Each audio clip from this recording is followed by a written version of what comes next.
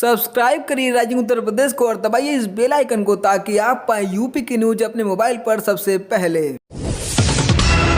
योगी सरकार द्वारा हफ्ते में 2 दिन कोरोना कर्फ्यू लगाने का असर दिखने लगा है। प्रदेश में बीते 24 घंटे की जो जांच रिपोर्ट आई है उसमें नए संक्रमितों के साथ मृतकों की संख्या में भी कमी आ रही है। बीते 24 घंटों के दौरान प्रदेश में कोरोना संक्रमण का पता लगाने के लिए 2,29,578 नमूनों की जांच की गई। इन जांचों में कोरोना के 35,614 नए संक्रमितों का पता चला है। प्रदेश में बीते 24 घंटे में 208 लोगों की मौत भी हुई है। प्रदेश में अब मृतकों की संख्या बढ़कर 11,165 हो गई है।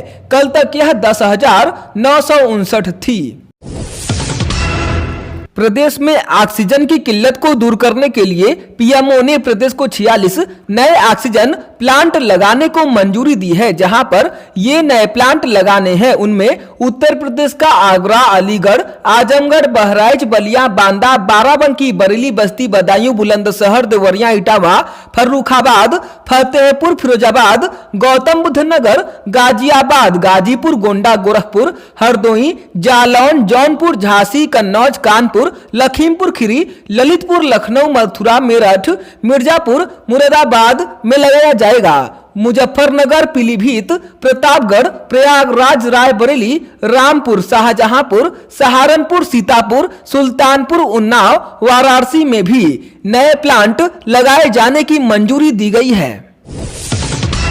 प्रदेश में अब कोई सरकारी या प्राइवेट अस्पताल कोरोना से संक्रमित मरीजों के इलाज से इनकार नहीं कर सकेगा। मरीज को भर्ती करना ही होगा। इलाज का खर्च सरकार उठाएगी। अब मृतकों के अंतिम संस्कार के लिए कोई शुल्क नहीं लगेगा। इस आदेश को तत्काल प्रभाव से लागू करने के लिए मुख्यमंत्री योगी आदित्यनाथ ने अधिकारियों को निर्देश दिए हैं। मुख्यमंत्री ने कहा कि एंटीजन टेस्ट में पॉजिटिव आए लोगों को समुचित इलाज उपलब्ध कराया जाए। बनारस घराने के मशहूर गायक पंडित राजन मिश्र का निधन हो गया। उन्हें गंभीर हालत में दिल्ली के सेंट स्टीफेंस हॉस्पिटल में भर्ती कराया गया था। राजन मिश्र कोरोना से भी संक्रमित थे। इसी दौरान उन्हें दिल का दौरा पड़ा। कुछ मीडिया रिपोर्ट्स में दावा किया जा रहा है कि हॉस्पिटल में उन्हें वेंटिलेटर नहीं मिल सका था। पीएम मोदी ने उनके निधन पर शोक जताते हुए सोशल मीडिया पर लिखा कि शास्त्रीय गायन की विश्व में अपनी अमिट छाप छोड़ने वाले पंडित राजन मिश्र जी के निधन से अत्यंत दुख पहुंचा है। लता मंगेशकर ने भी उनके निधन पर शोक व्यक्त किया है।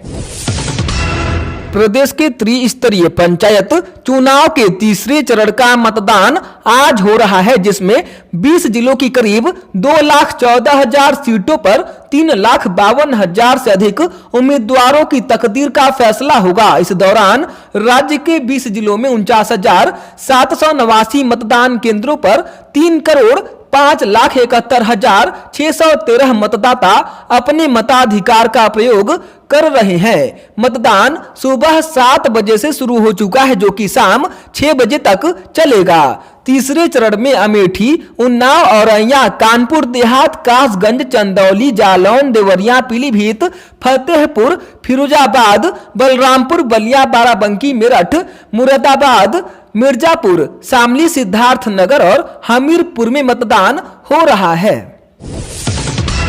पंचायत चुनाव के प्रचार में लॉकडाउन होने के बावजूद बैंड बाजी के साथ बिना मास्क लगाकर घूमना व रसगुल्ले बांटना प्रत्याशी सहित समर्थकों को भारी पड़ गया। अलीगढ़ पुलिस ने जिले भर में कोविड-19 नियमों का उल्लंघन करने पर 116 पर मुकदमा दर्ज कराते हुए एक आरोपी को गिरफ्तार किया है। चुनाव में आचार संहिता व कोविड-19 के उल्लंघन की शिकायत के लिए अलीगढ़ पुलिस द्वारा चुनाव हेल्पलाइन नंबर जारी किया गया है। इस नंबर पर शिकायत आने पर पुलिस द्वारा अलग अलग थानों में मुकदमा दर्ज करवाया गया। बांदा जेल में बंद गैंगस्टर और बाहुबली विधायक मुख्तार अंसारी कोरोना संक्रमित पाया गया है। उसकी एंटीजन टेस्ट रिपोर्ट पॉजिटिव आई है। स्वास्थ्य विभाग की टीम ने जेल जाकर अंसारी का सैंपल लिया था। रिपोर्ट में संक्रमण की पुष्टि हुई। फिलहाल उसकी हालत स्थिर है। अभी RT-PCR जांच रिपोर्ट आना बाकी है।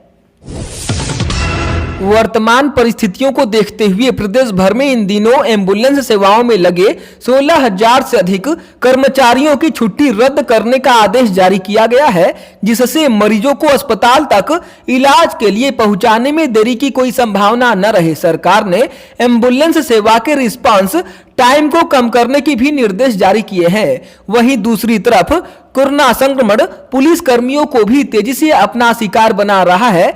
कोरोना की सेकेंड वेव में अब तक 2241 पुलिसकर्मी संक्रमित हो चुके हैं, जिसमें बीते एक वर्ष के दौरान 97 पुलिसकर्मियों की संक्रमण से मौत हो चुकी है। हैरानी की बात यह है कि अधिकांश पुलिसकर्मियों के 2 बार वैक्सीनेशन कराने के बावजूद संक्रमित होने वालों की रफ्तार तेजी से बढ़ती जा रही है। समाजवादी पार्टी के राष्ट्रीय अध्यक्ष अखिलेश यादव ने केंद्र व योगी सरकार पर हमला बोला है।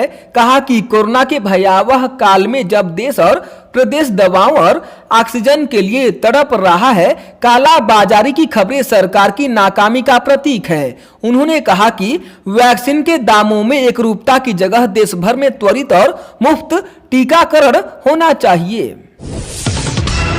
कोरोना महामारी से लड़ने के लिए प्रदेश में विधायकों की क्षेत्र विकास निधि की एक बार फिर से अहम भूमिका रहेगी।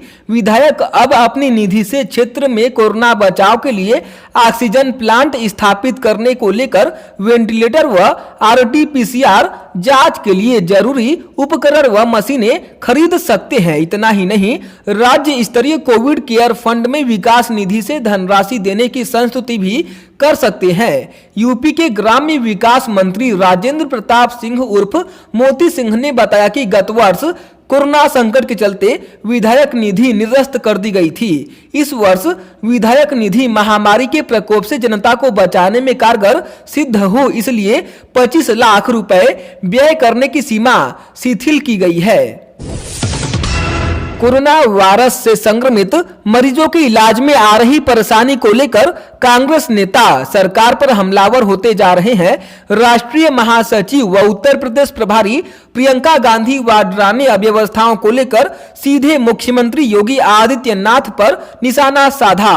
उन्होंने ट्वीट कर कहा कि मुख्यमंत्री जी, पूरे प्रदेश में ऑक्सीजन इमरजेंसी है, मेरे ऊपर केस लगाना है, संपत्ति जब्त करनी है तो अवश्य करें, मगर भगवान के लिए स्थिति की गंभीरता को पहचानिए और तुरंत लोगों की जान बचाने के काम में लगे।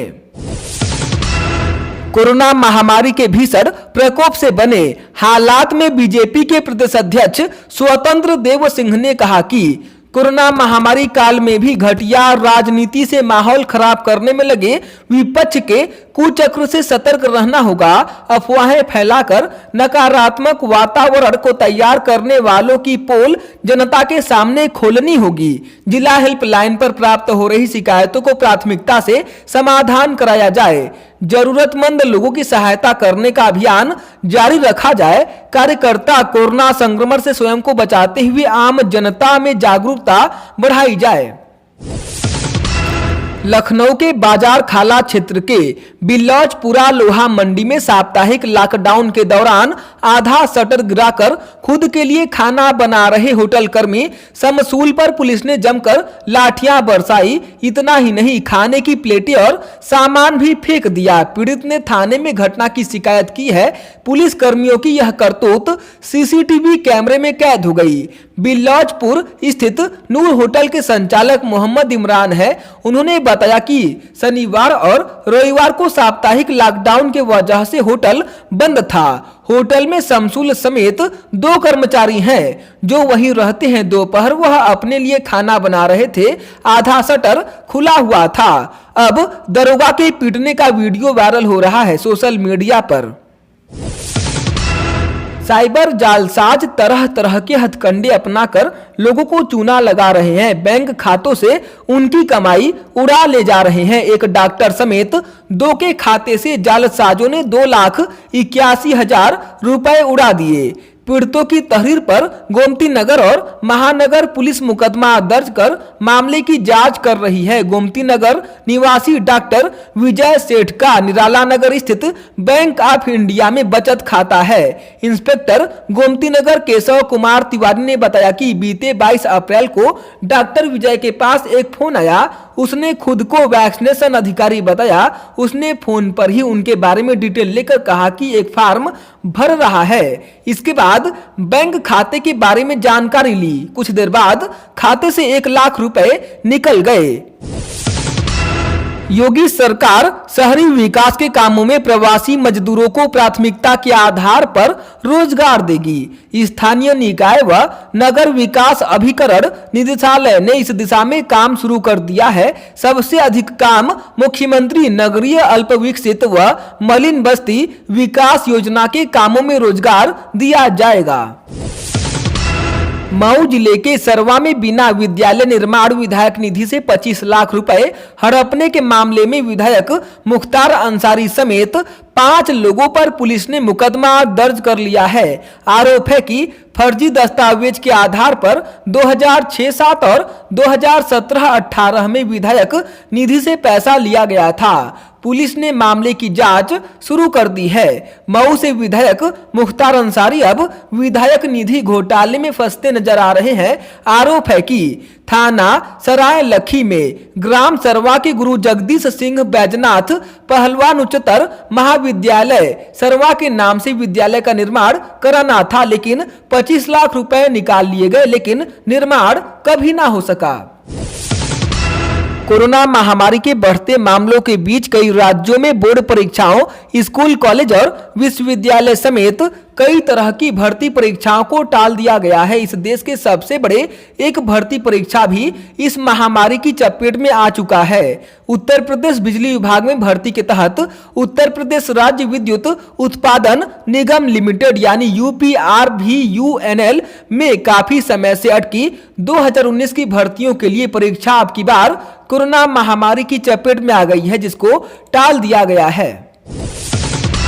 कोविड संक्रमण से निपटने के लिए प्रयागराज से ऑक्सीजन सिलेंडर की आपूर्ति का रास्ता साफ हो गया है। सब कुछ ठीक रहा तो अगले 2 महीने के भीतर इस प्लांट से लगभग 6000 ऑक्सीजन सिलेंडर की आपूर्ति प्रारंभ हो जाएगी।